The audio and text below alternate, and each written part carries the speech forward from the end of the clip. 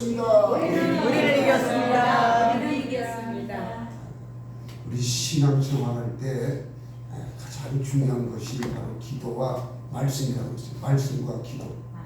그래서 기도를 우리가 이렇게 하면은 흉악의 결박이 부러진다. 특히 금식기도. 금식기도 할 때. 우리 이사야서에 보면은 이 금식기도 할 때 흉악의 결박이 부러진다고 말씀하셨어요.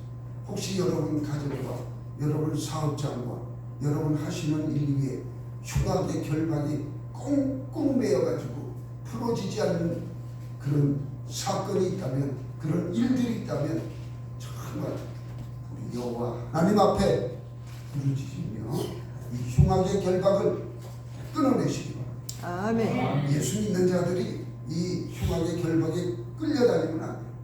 끌고 다녀야 됩니다. 만만하게 끌고 다녀야지 끌려다녀서는 안 되는 거죠. 오늘은 하나님께서 여러분에게 지난주와 마찬가지로 이 절기 속에 계시는 예수 그리스도에 대해서 말씀하라 말씀을 주셨습니다.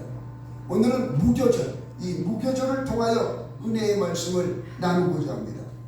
온 인류의 지식의 총집합체는 현재 미국의 동부 아이브리그라고 하는 여러 대학들이 있죠. 하버드, 예일, 프린스턴, 이 많은 대학들이 이 미국에 있는데, 이 미국에 있는 이 동부에 있는 이 대학의 모든 지식이 그 컴퓨터 안에, 그 박사님들 안에 다 들어있어요.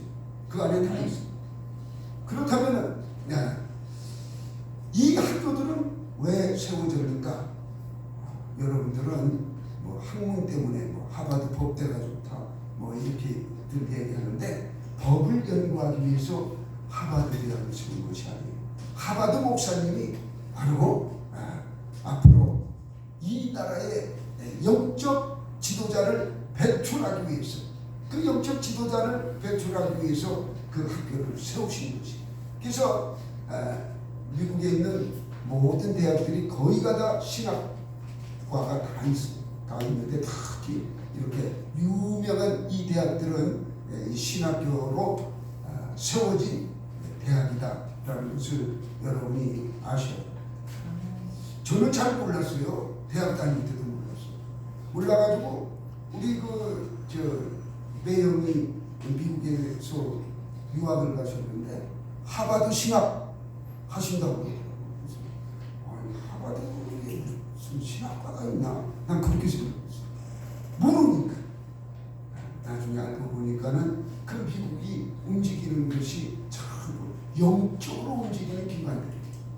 그래서 대통령 이렇게 선서할 때도 성경책 위에 놓고 선서를 하고, 또 미국 상원, 하원 양쪽에 그 의원의 담임 목사들이 다 있어요. 담임 목사. 우리로 생각하면은 정치와 종교를 분리해야 한다, 그렇게 얘기하지 않았는데, 우리나라 들어올 때 일본 사람들이 까불러 그걸 가르쳐가지고 목사가 정치하면 안 되는 줄 알아요. 초기에 이승만 대통령이 오셨을 때에 초기에는 우리나라도 목사님이 국회의원 되고 정치하셨어요. 정치하셔서 제일 첫 번째 이 국회에서 하신 일이 뭐냐? 종로 출신의 윤영찬 목사님께서 대한민국에 세워주심을 감사해서 그 목사님이 감사 기도로 회의가 시작됩니다. 국회에 가면은 그게 다 나와 있어요. 근데 어느 순간서부터 목사와 그러니까 종교와 정치는 분리돼야 한다, 이게 그냥 불일 듯이 일어나가지고 좌파에서 많이 하는 얘기, 우파에서는 그런 얘기 하지 않습니다. 참고적으로 알고 계시면 우리가 신앙생활하는데 많은 도움이 됩니다. 학문의 구조는 어떻게 되어 있느냐? 제일 밑바닥이 자연과학이에요.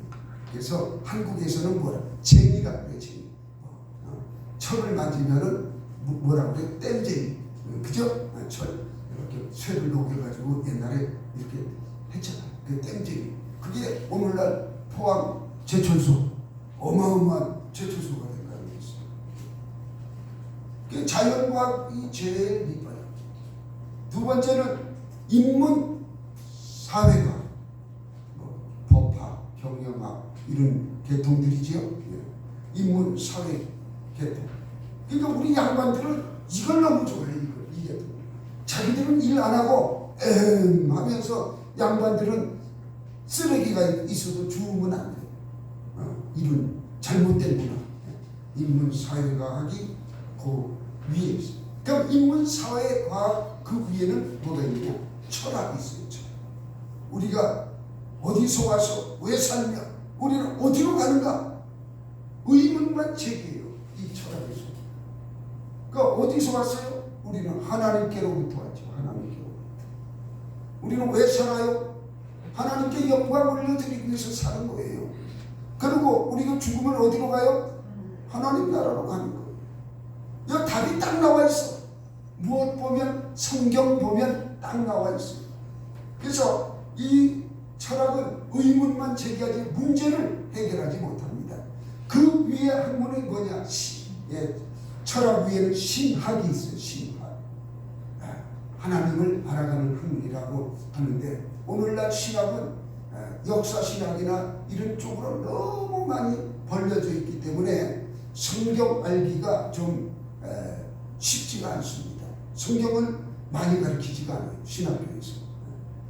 신학교 졸업하고 다시 배워요. 성경에 대해서. 그리고 이 신학 안에는 성경이 있어요. 이 성경은 누구를 가르치는 거예요? 예수 그리스도. 가장 핵심적인 예수 그리스도. 그래서 우리가 사회적으로 이 자연과학의 박사라, 인문사회 계통의 박사라 할지라도 바로 예수 그리스도를 알지 못하면 아무것도 아니에요. 허다. 그래서 존귀하신 우리 주 예수 그리스도를 알 때 놀라운 기적의 역사가 일어나요. 그뿐만 아니라 하나님의 영, 성령이 우리에게 임하면 창조의 영이 임해요. 이스라엘 백성들이 예수 그리스도는 바로 메시아가 아니다 라고 해서 오신 메시아를 십자가에 못 박아 죽게 했어요. 그리고 그들의 나라가 예수님을 십자가에 못 박고 얼마 되지 않아서 로마에 의해서, 로마 티토 장군에 의해서 예루살렘이 함락됩니다. 멸망받아요. 그로부터 2000년 동안 유리방황해요. 러시아에도 있고 중국에도 있고 또 미국인은 많지요. 각 유럽에 떠돌이 생활을 하고 자기 나라의 언어를 잃어버렸어요. 그럼에도 불구하고 그들은 자기 조상으로부터 내려오는 7대 명절을 잃어버리지 않고 그들은 어디에 가나 이 7대 명절을 잘 지켰어요.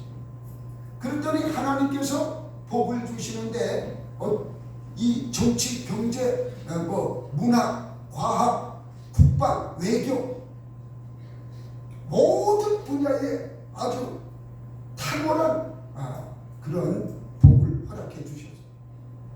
보통 복이 아니에요. 우리가 좋아하는 학문적으로도 보면은 이 미국의 그 유명한 대학교의 교수 30% 이상이 유대인이고 특히 법조계 변호사라든가 이런 계통에는 유대인들이 아주 탁월하답니다. 그래서 이 유대인 변호사를 쓰면은 승소하고 다른 변호사를 쓰면은 이게 패한다는 그런 이야기까지 있을 정도예요. 그만큼 법조계로서 아주 유능한, 왜? 어렸을 때부터 율법을 취급하기 때문에, 법을 배웠기 때문에, 하나님의 법을 배웠기 때문에, 어린 시절부터 배웠기 때문에 그들은 그게 몸에 배어있어요. 몸에 배어있어요. 자, 오늘 성경에서는 7대 명절을 우리가 지키라 하는 말씀 중에서 무교절에 대해서 말씀을 드린다고 해서, 그러면 이 7대 명절이 끝날 때까지 계속적으로 제가 이걸 한 번씩 여러분에게 따라 읽게 하겠습니다. 첫 번째는 유월절, 따라서 시작. 유월절, 무교절, 초실절, 오순절, 오순절, 나팔절, 나팔절, 속죄절, 속죄절, 수장절. 수장절. 아멘. 아멘. 이 7가지 절기인데 6월절 지난 시간에 말씀을 드렸습니다.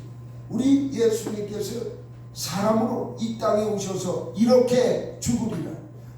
6월절 어린 양으로 이 땅에 오셔서 하나님과 인간관계의 화목 제물 되어서 이렇게 죽으리라. 우리 주님이 죽어주심으로 저와 여러분은 죄 없는 하나님의 자녀가 되었습니다. 여러분 죄 하나도 없어요. 걱정하지 마세요. 우리의 이 영 안에는 깨끗한 하나님이 가장 사랑하는 깨끗한 죄 없는 상태가 되어 있다는 것을 믿으시기 바랍니다. 그리고 무교절, 이 무교절은 우리 주님께서 십자가에 달려 돌아가시고 3일 동안 무덤에 계세요. 3일 동안 무덤에 계시는데 이 무교절 내가 무덤에 있으리라. 할렐루야. 우리 주님이 3일 동안 무덤에 있는 것을 말씀하는 것입니다. 초실절, 이 초실절은 무덤에 계셨던 우리 주님이 3일 만에 부활하셨어요. 그래서 초실절은 바로 부활의 첫 열매, 첫 열매를 하나님께 드리는 절기가 초실절이에요. 그러면 우리에게는 우리 주님께서는 이 어떤 관계가 있느냐? 부활의 첫 열매로 우리에게 오신 것이에요. 그래서 우리가 이 초실절이 임한 우리 성도들에게는 영의 부활이 제일 먼저 일어나요. 우리 영혼의 부활이, 영의 부활이 일어나고, 그렇다면 이제 사업의 부활, 여러분 참 좋아하잖아요. 건강의 부활, 또 물질의 부활, 가정의 부활, 이런 것들이 다 일어나는 것이에요. 그러니까 이 부활의 신앙까지만 와도 하나님께서 여러분들을 아주 얼마나 사랑하는지 몰라요. 가장 기초적인 것이 물론 6월절 우리가 예수를 믿는 것, 구원받는 것이지만 구원받은 백성이 이 무교절을 빨리 통과해요. 빨리. 이 무교절을 통과하지 않으면 맨날 무덤 속에 있는 것이에요. 무덤 속에. 무덤 속에 있으면 복을 받을 수가 없어요. 복을 받을 수가 없어요. 자, 오순절. 그 다음에는 오순절인데 우리 주님이 부활하시고 40일 동안 제자들하고 함께 있습니다. 제자들하고 함께 있으면서 이제 제자들에게 말씀합니다. 숨을 내쉬며 요한복음 20장 22절 평안하며 하시면서 숨을 내쉬며 가라사대 성령을 받아라 이렇게 얘기하세요. 성령을 받으라고 이야기하고 또 승천하실 때에 또 똑같이 너희들은 예루살렘을 떠나지 말고 아버지께서 약속하신 그것을 받을 때까지 떠나지 말라. 아버지께서 약속하신 그것 바로 성령. 그 성령 세례를 받기 전까지는 너희는 예루살렘을 떠나지 말라. 사도행전 1장 4절 5절 말씀에 나와 있습니다. 요한은 물론 세례를 베풀었거니와 너희는 몇 날이 못되어 성령으로 세례를 받으리라. 할렐루야. 아멘. 분명히 그렇게 말씀하고 있어요. 그래서 이 오순절날은 성령을 부어주리라. 오순절날 성령이 임합니다. 이 성령이 임하면 이제는 더하기의 역사가 아니라 이제 곱하기의 역사예요. 확장의 역사예요. 1 더하기 1은 2밖에 안 돼요. 그죠? 근데 곱하기로 나가니까 2는 4, 2, 3은 6 이렇게 팍팍 이제 막 곱하기로 나가요. 제곱으로. 그러니까 아브라함, 이삭, 야곱 하나로 쭉쭉쭉 나오다가 야곱 너는 이제 이스라엘이라 하라 이름을 바꿔주잖아요. 하나님께서 바꾸어진 이 이스라엘에게는 12아들 그죠? 네. 12아들과 70명을 데리고 이제 어디로 갑니까? 애굽으로 내려가서 올라올 때는 60만 장정만 60만 어린아이 부녀자들 다 합치면 200만이 넘는 그런 숫자로 번성해가지고 돌아오는 것입니다. 이와 같이 오순절 성령의 기름 부음이 임하여진 사람에게는 그런 역사들이 일어납니다. 일을 해도 마찬가지예요. 일을 해도 그런 역사. 그리고 이제 나팔절, 속죄절, 수장절 이것은 아직 이루어지지가 않았어요. 장차 우리에게 올 절기예요. 나팔절, 나팔 불 때 무덤이 열리고 우리가 예수님께 나아가는 바로 천년왕국으로 들어가는 그런 절기예요. 그래서 이 미래의 절기지만 이 나팔절에는 예수님의 재림의 절기입니다. 그러니까 우리는 재림의 성도가 됩니다. 재림의 성도는 이 땅의 것을 가지고 이야기하지 않습니다. 하나님의 나라의 것을 가지고 이야기하고 우리가 음식을 먹어도 땅의 육체적인 음식 가지고 이런 것 가지고 이야기하지 않아요. 하늘의 신령한 것 이런 것 가지고 이야기해요.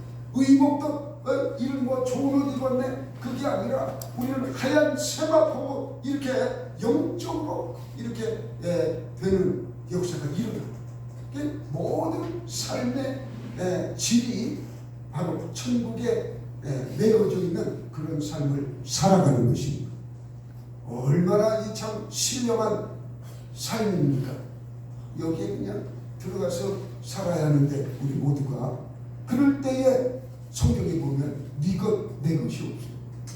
예루살렘에 살았던 성도들 보면 모두가 다 그냥 하나님 앞에 내어놓고 필요한 대로 사용했어요. 자, 이 나팔절은 재림의 절기고 속죄절은 알곡과 죽정이를 가르는 절기. 다 우리가 천국 가는 게 아니에요. 알곡이 있고 죽정이가 있어요. 이가름이 있다고 했어요. 내어 쫓김의 역사가 있다고 했어요. 그리고 수장절, 알곡과 죽정이를 가른 다음에는 알곡은 어디로 들어갑니까? 천국 곳간으로 들어가고 죽정이는 어디로 갑니까? 저 불타는 지옥으로 떨어져서 영원히 불타는 것이에요. 우리의 영혼이 그곳에 떨어져서 영원히 고통받으면 되겠습니까? 여기 계신 분들은 다 구원받았으니까 염려할 것 없지만 여러분의 자녀, 여러분의 남편, 여러분 친지 아마 생각해 보세요. 친구까지 한번 생각해 보세요. 그들이 구원받지 못하고 죽어봐야 알지. 죽어보면 끝나는 거예요. 죽어보면 돌이킬 수가 없는 것이에요. 그래서 그 거지 나사로 이야기 보면은 아브라함의 품에 안겨있는 거지 나사로 그 이야기 우리는 너무나 잘 알고 있지 않습니까? 한번 죽으면 이제 심판밖에 없어요. 죽음의 심판은 첫 번째 육신의 죽음의 심판이 있고 두 번째 영혼의 심판이 있는 거예요. 이걸 갖다 둘째 사망이라고 해요. 우리가 죽으면 다 끝나는 게 아니라 두 번째 심판이 있는 거예요. 이때에 알곡과 죽정이로 나누는데 알곡은 하나님과 함께 이제 살아갈 새 예루살렘으로 들어가고 우리 주님이 인솔해가지고 우리 주님이 앞장서서 천군 천사가 나팔 불면서 들어가는 것이에요. 이 땅에서 들어가는 것은 천년왕국이라고 해요. 자, 이렇게 해서 우리가 이 수장절 우리의 인생이 여기에 맞춰져 있어요. 인생이 전부 6월절서부터 수장절까지 이 기간에 다 맞추어져 살아가고 있는 것이에요. 오늘 무교절에 대해서 말씀을 드리는데 오늘 본문 말씀에 보면 29절 우리 다 같이 한번 읽어보겠습니다. 29절 시작. 무리가 모였을 때에 예수께서 말씀하시되 이 세대는 악한 세대라. 표적을 구하되 요나의 표적 같게는 보일 표적이 없나니. 아멘. 이 요나는 니누에 가가지고 니누의 사람을 구원시킨 이 선지자. 이 요나는 이 니누에 가기가 싫었어요. 이 아수르 땅인데 아수르 사람들이 얼마나 악독한지 사람을 잡아다가 가죽을 벗겨서 죽이고 아이벤 여자를 칼로 배를 잘라서 죽였어요. 그러니까 이 아수르 사람이라면 원수보다 더 원수지. 그런 관계에 놓여 있는데 우리 하나님께서 요나에게 그곳에 가서 복음을 증거하라는 거예요. 그곳에 가서 이제 심판이 다가왔다고 이야기하라고 했어요. 그 요나는 안 가려고 도망갔다가 물고기 뱃속에 들어가. 이 물고기 뱃속에 들어간 요나는 그곳에서 회개하고 물고기 뱃속에서 나와서 니누에 가가지고 복음의 말씀을 증거할 때 니누의 백성들이 전부 일어나서 전부 회개하고 동물까지 회개하고 금식했어. 왕까지 금식했어. 그래서 그 이야기를 하는 거예요. 요나보다 큰 자가 여기 있다는 거예요. 요나보다 큰 자는 바로 우리 주 예수 그리스도이심을 믿으시기 바랍니다. 지금 그렇게 이야기했어요. 그 엄청난 원수 같은 아수르 정말 다 멸망받아야 할, 너희들이 생각하기에 다 멸망받아야 할 그 사람들이 요나의 한마디에 전부 회개하고 하나님 앞에 나왔다는 거죠. 그런데 지금 이스라엘 백성들에게 하시는 말씀이, 지금 내가 요나보다 큰 자인데 어찌하여 너희들은 내 말을 듣지 않느냐? 천국에 대해서 복음을 증거하는데 듣지 않아. 600건만 요구하는 거죠. 그리고 요 밑에 나오는 심판대에 니느웨 사람 있죠. 심판대에 남방 여왕이 일어나 이 세대의 사람을 정죄하리니, 남방 여왕은 누구를 이야기하는 거예요? 그때 당시에 우리나라에 6.25 때 보내준 파병한 아프리카에서 딱 한, 그렇죠, 이디오피아 여왕 겐다게 알죠, 그죠? 네. 그 여왕의 지역에 그 복음을 받기 위해서 그쪽에서 어디까지 왔어요? 솔로몬 시대에 이스라엘까지 와가지고 복음을 받아가지 않습니다. 그리고 예수님 오셨던 그때에 그 내시가 왔을 때에 성령께서 빌립에게 말해서 그에게 세례 주게 하지 않습니까? 그런 역사. 그래서 그 말씀을 하는 것이에요. 심판 때에는 남방 여왕이 일어나, 남방 여왕이 무엇 때문에 예루살렘에 왔어요? 솔로몬의 그 지혜를 듣기 위해서 온 것이에요. 솔로몬의 지혜를 듣기 위하여 온 것이 아니라 하나님의 말씀을 듣기 위해서 온 것이에요. 그래서 솔로몬의 지혜로운 말을 들으려고 땅끝에서 왔음이거니와 솔로몬보다 더 큰 이가 여기에 있으며, 솔로몬보다 더 큰 이가 누구예요? 예수님. 딱 이렇게 말씀하시잖아요. 그러니까 우리가 이 예수님을 부인하면 안 되는 것이에요. 이 예수님이 솔로몬보다 크다. 그러니까 지금 남방에서 올라온 그 여왕, 그들은 하나님의 귀한 말씀을 듣기 위하여, 솔로몬의 지혜로운 말씀을 듣기 위하여 올라왔지만 내가 솔로몬보다 더 크다. 지금 그 말씀을 하고 있는 것이에요. 그 예수를 왜 안 받아들이느냐? 그 말씀을 하는 것이에요. 우리가 예수를 받아들이지 못하는 이유가 여러 가지가 있지만은 가장 큰 것은 내 뜻, 내 의지, 내 견해 때문에, 내 고집 때문에, 내 자아 때문에 예수를 받아들이지 못하는 것이에요. 물질만 있으면 살아간다. 물질은 맞는 주죠. 그렇지 않습니다. 사람은 어떻게 지어졌느냐?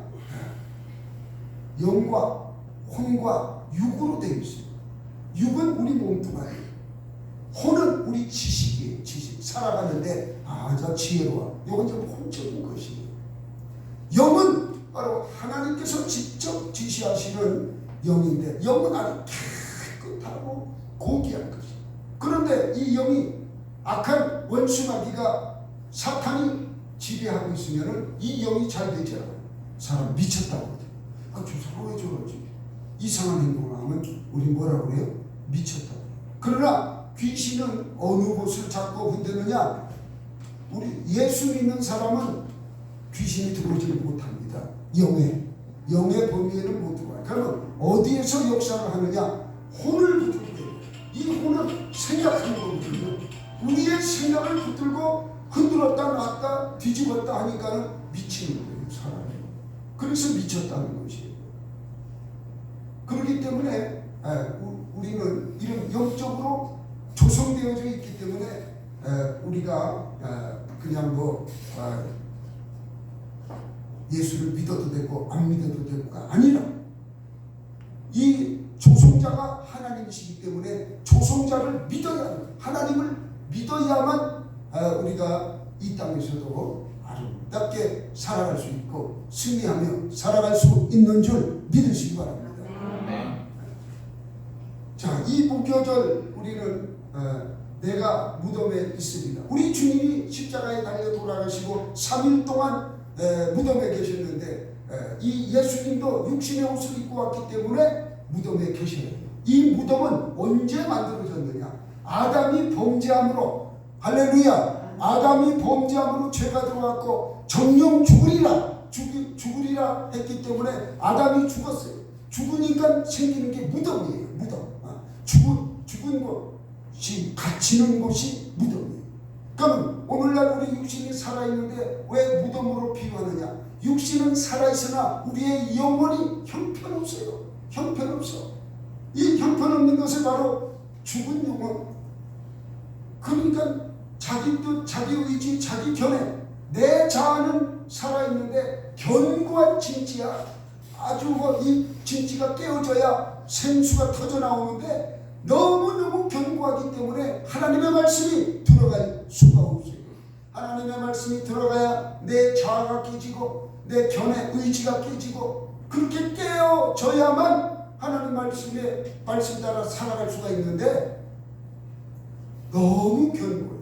고집이 세다. 다른 말로 이야기하면 그 영적인 고집은 더더욱 그래요. 말을 해도 듣지 않습니다. 육신의 고집은 돈으로 다 깰 수가 있어요. 웬만하면. 야, 내가 1억 줄 테니까 너 따라와. 이러면 따라와요.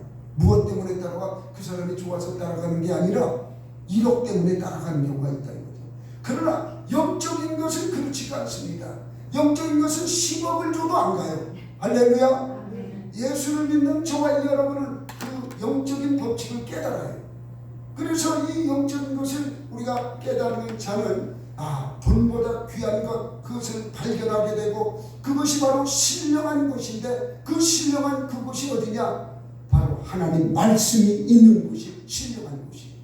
우리가 하나님께 찬양하고 하나님께 기도하고 하나님의 말씀을 받는 것, 그것이 신령한 교회임을 믿으시기 바랍니다. 그래서 우리가 주일날 교회 와서 하나님 귀한 말씀을 받으면 이 영이 자꾸 아무것도 아닌 것 같지만 뭔가 좀 깨끗해지고 자꾸 밝아지고 이런 역사가 일어나는 것이에요. 이 영적인 것은 나이가 많이 들면 들수록 더 자라요. 왜? 이제 가실 날이 멀지 않았기 때문에 이 영적인 것을 안 가르쳐줘도 본인이 고민하고 있어. 내가 죽으면 어디 가지? 요양원에 가보세요. 요양원. 거기 가서 치매 걸린 분들 빼놓고는 다 걱정하고 있어. 한 걱정하고 있어. 밥 먹으면서도 걱정해. 왜? 내가 죽으면 어디 가지? 믿는 권사님도 마찬가지요. 다 그 걱정하고 있어요. 그런데 우리는 그 걱정 근심하지 말라고 그러잖아요. 그 걱정할 필요가 없어요. 하나님이 우리를 아름답게 아프지도 않아요. 천국 갈 때 아플 줄 알죠? 내 죽으면 아픈 거 아니야. 아프지 않습니다. 그냥 그 상태로 그냥 영혼이 쏙 빠져나가서 영화롭게 우리를 해준다는 것을 믿으시기 바랍니다. 그래서 내 뜻, 내 의지, 내 견해를 버리는 것이 무교절의 역사예요. 이것 버리지 않으면 하나님의 말씀을 받아들일 수가 없어요. 우리 이 무덤은 많은 종류의 무덤이 있어요. 가장 우리가 중요한 것이 물론 이 견고한 진치로 우리의 영혼이 견고한 진치로 되어 있는데 이것이 깨어져야 한다고 말씀을 드렸어요. 자, 민족의 무덤이 있어요. 이스라엘 백성이 유다와 이스라엘로 갈라져서 어디 가서 종살이했습니까? 바벨론에 가가지고 종살이하지 않습니까? 이것이 민족의 바로 무덤이에요. 그들은 70년 동안 부르짖었어요. 그랬더니 하나님께서 이제 돌아가라. 너희 옛날 땅으로 돌아가라. 돌아가게 해서 이스라엘 땅으로 돌아오는 역사가 있습니다. 이렇게 민족의 무덤 뿐만 아니라 우리는 살아갈 때의 물질의 무덤, 질병의 무덤, 가정의 무덤, 그리고 여러 가지 참 사업의 무덤, 사역의 무덤, 무덤이 얼마나 많은지 몰라요. 이 무덤의 이 방해자는 사탄, 마귀, 귀신이에요.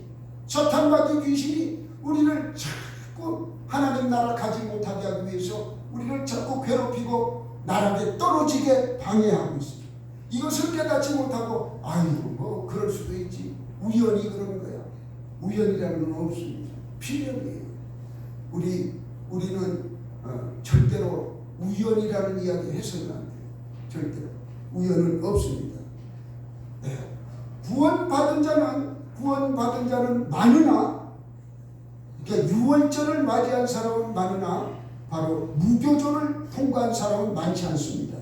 무교절을 통과한 자, 10년 믿으면 뭐합니까? 아직도 무덤 속에 있는데 되는 게 없어. 똑같아. 일반 사람보다 무덤 속에 있으니까 더 힘들어.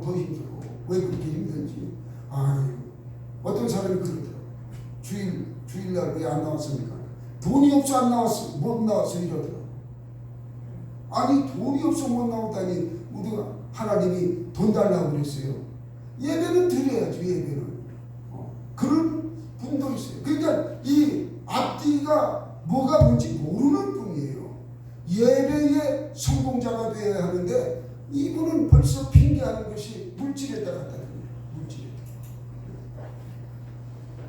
이 무교절을 통과하지 못하면 하나님이 주시는 큰 복을 받아 누릴 수가 없어요. 우리가 이삭은 아브라함에게 하루 만에 이 무교절을 통과합니다.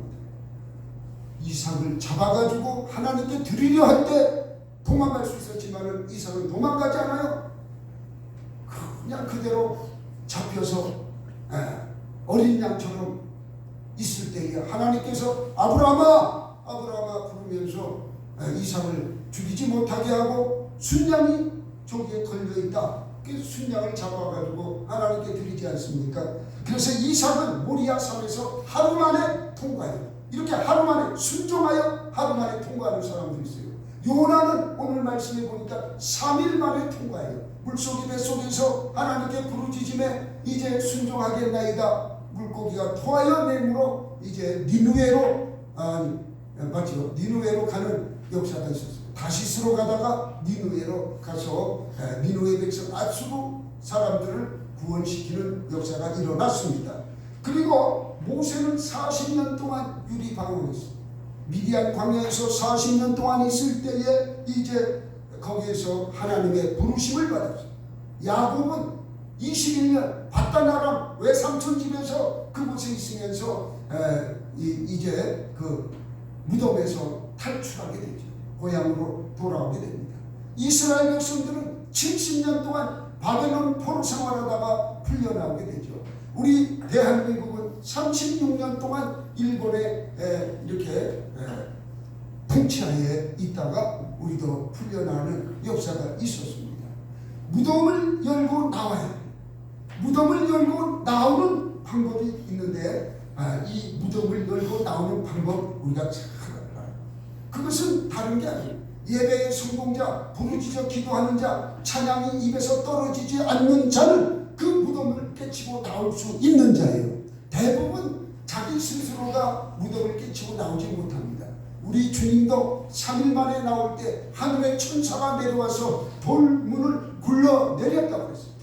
그리고 또한 우리가 잘 아는 나사로, 요한복음 11장 43절 말씀에 보면은 우리 주님께서 죽은 나사로에게 나사로야 일어나라. 나사로를 불렀을 때에 배의 동인채로 일어났어. 풀어 놓아 다니게 하라. 이렇게 우리 주님이 말씀하지 않습니까? 이렇게 이 돌문을 열어놨을 때 우리 주님께서 명령하시네 이렇게 무덤에서 나올 수 있었습니다. 우리는 이런 말씀 속에서 늘 내가 지금 어떤 관계에 놓여 있는가 이것을 깨달아요. 에스겔서 37장 11절에 보면 이스라엘 백성들이 그 바벨론에 있을 때에 에스겔에게 이야기해요. 저 뼈들, 저 마른 뼈들, 저것이 바로 이스라엘 백성들이다. 너희들이 영혼이 바싹 저렇게 말라있다 이야기하지 않습니까? 내가 그것을 구원해 주겠다. 우리 하나님께서 에스겔 선지자에게 그것을 보이시지 않습니까? 이 무덤문을 열고 선악과를 우리가 토해내는 방법이 있습니다. 그것은 첫 번째 바로 예배에 성공하는 것, 주일 성수 잘하는 것. 주일 성수 이게 얼마나 어려운 건지 여러분은 아셔야 돼요. 물론 여기 나오신 분들은 주일 성수 잘 하시는 분이기 때문에 뭐 이렇게 해라 저렇게 해라 저는 이야기하지 않겠습니다. 근데 이 주일날 세상 사람들은 결혼식이 있고 이 주일날 집안의 일이 얼마나 많아요. 밀려있던 일이 전부 주일에 하겠다고 이렇게 해보니까 그렇습니다.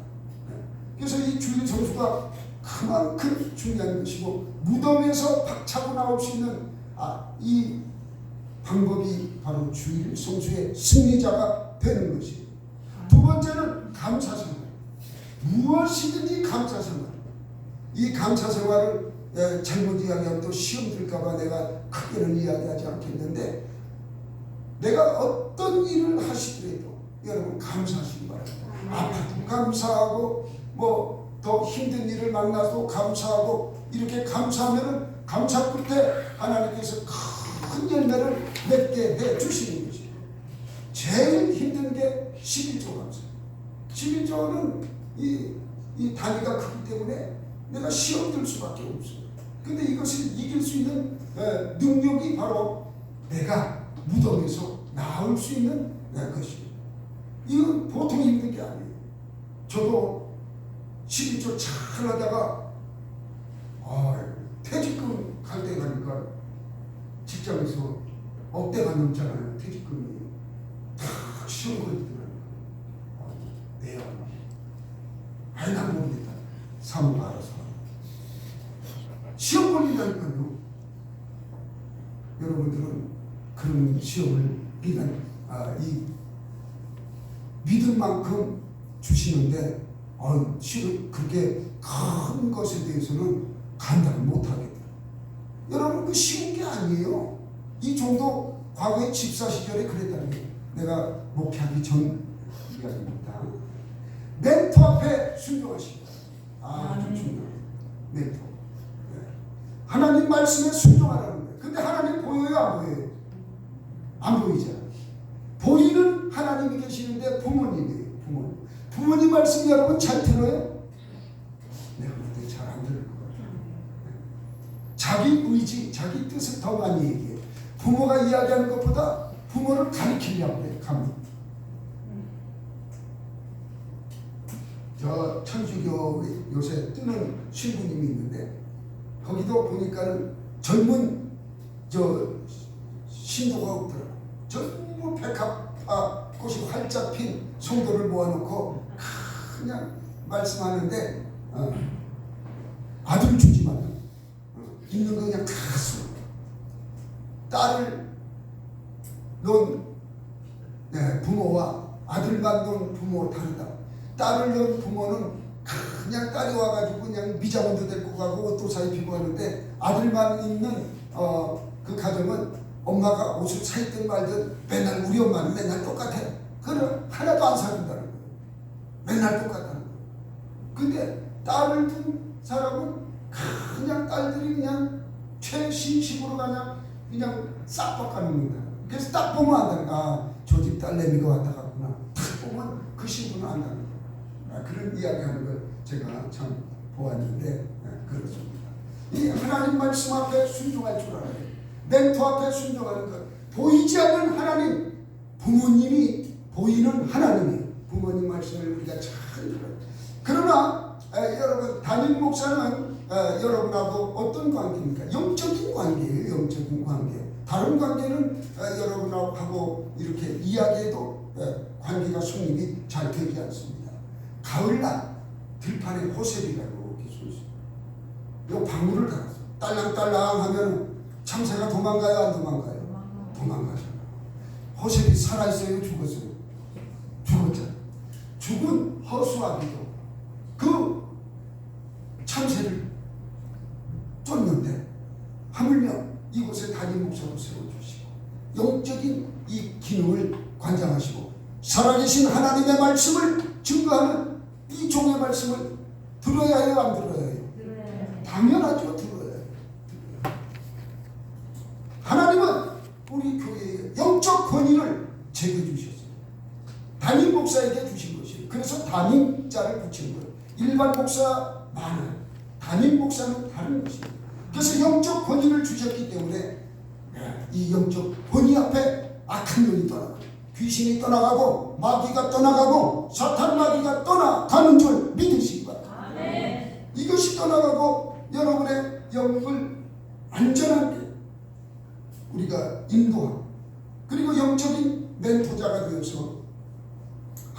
말씀을 먹이고 여러분의 영혼이 잘된 것 같이 범사가 잘되고 강건해지기를 원하는 것이에요. 할렐루야. 그 길을 인도하는 것이에요. 우리 모두 무덤에서 일어나 부활의 영광이 일어나시기를 주님의 이름으로 축원합니다. 축원합니다. 아멘. 기도하겠습니다.